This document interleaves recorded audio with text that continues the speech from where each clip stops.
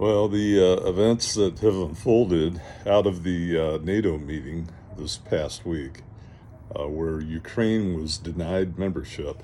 However, Sweden is going to join NATO, is very disappointing and very telling as the world edges closer to nuclear war, World War III. Because what was missing from this conference was any discussion on reducing the nuclear threat. And that is coming to the table to find a solution between Ukraine and Russia. Instead, what we know is that the West supports Zelensky in his statements that they're going to drive Russia out of Ukraine and Crimea. They're not going to stop until they've retaken Crimea as well, and that is never going to happen. They know it's not going to happen. At the same time, you have the West that is arming Ukraine with basically 1970s technology. The F-16 was developed in the 70s. Cluster munitions were developed before that in the 1960s. Cluster munitions are a non-GPS, non-laser guided, it's a dumb bomb, basically, that clamshell opens. You have all these bomblets that then spread out to about the size of a football field, and it decimates the target area. The dud rate is very low. That's not the reason why they cannot be used, right? Because you're using them in a battlefield. Now, it is a crime if you use them in a city, right? Not so fast. The United States openly firebombed Japan during World War II, Japanese civilians, all right? So there's a lot of hypocrisy going on in the discussions, but we need to see what is truly absent from what is being talked about at NATO, by the United States, by Russia. Now, Russia is preparing its population for the probability of nuclear war, and this gets very little attention. It is very rarely discussed. I believe about a year ago, President Biden was asked the question, should we be worried about nuclear war? And his answer to that was no. So we have this delusion in the West that somehow by outfitting Ukraine with very old military technology to fight a 21st century Russian military superpower, that is a winning solution there. And it's not. The only thing it does is it prolongs the war. Now, granted, the F-16 platform is still in use today. It has been modified and updated. They are very capable aircraft. However, it's far from the best that we have, right? That's because the United States and NATO does not want to arm Ukraine with the technology that would be required to defeat Russia. That is not going to happen. So that's not in the cards. And although Zelensky is asking for all of these updated weapons, he wants the best. He's never going to get them because the West has a interest in a prolonged conflict, not only financially for the weapons manufacturers. All of the news reports about our ammunition shortfalls, that only inspires funding, right? So Congress is going to fund anything that is perceived to be a shortfall.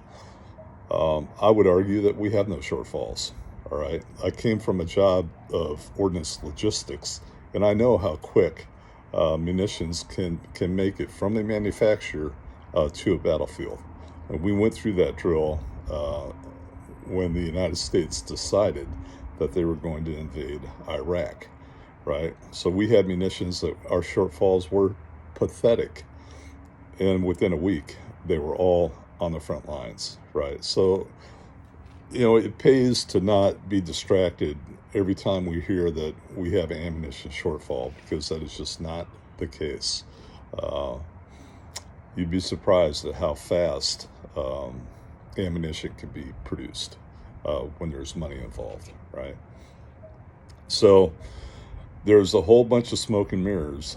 And what does this mean? Well, Russia is being backed further into a corner because Russia is not going to accept an eternal war with NATO. And that is what this is. Ukraine is a de facto member of NATO because NATO, all countries in NATO, are providing arms to Ukraine to fight Russia. So it's a NATO proxy war against Russia, and Russia sees this and Russia knows this. The question is, at what point will Russia consider that to be a very negative for the survival of the Russian state, right?